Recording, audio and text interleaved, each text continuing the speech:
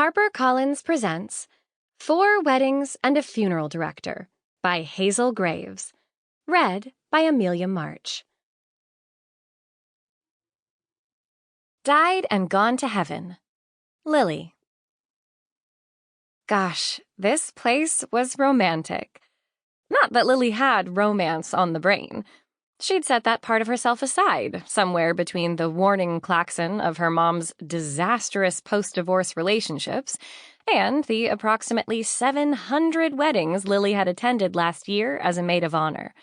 A job she'd finally, after a viral Instagram moment and much prodding from her friends and her Uncle Roger, a CPA, agreed to monetize in the form of her new wedding planning business. There was no denying that Mirage by the Sea, a fairy tale destination a few hours north of San Diego, was the ideal spot to hang out her hot pink shingle.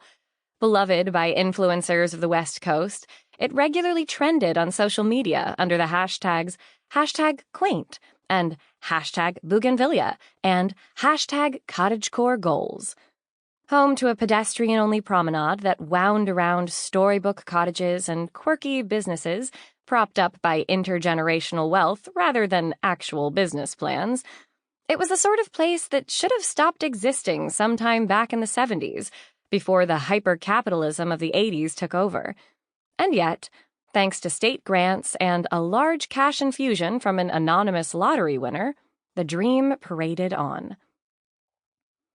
Lily had visited several times as a child with her mom and whomever her mom had been dating at the time, and had fond memories of it, eating giant scoops of gelato up on the grassy hill as the wind whipped her hair into her face, sitting cross-legged on a picnic blanket in the amphitheater as a swing band played, reading battered books from the antique shop with the huge gumball machine that, in the childhood jackpot Lily would never forget, dispensed multiple gumballs at once.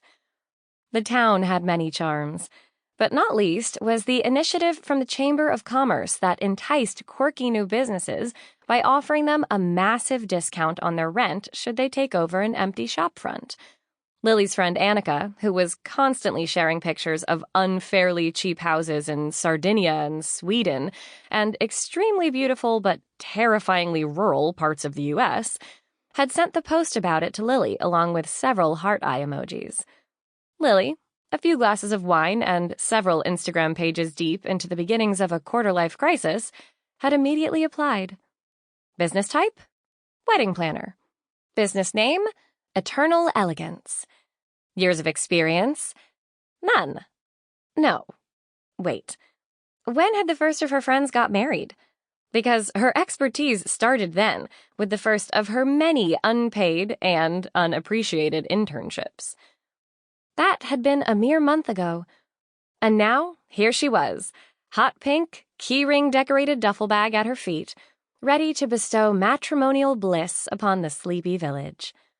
Lily hoisted her duffel bag over her shoulder, carrying it from the parking area behind the shops and down Moon-Kissed Alley, a plant-filled cobblestone laneway dotted with tiny shops.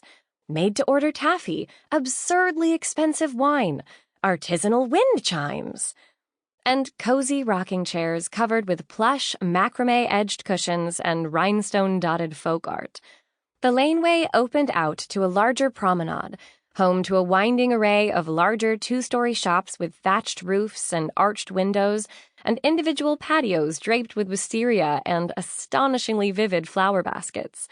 You could follow the promenade downhill to arrive at the Hot Pot, the internet-famous tea and coffee house, or up to arrive at Rerunning Up That Hill, the local second-run theater, which made most of its money off its monthly fun runs.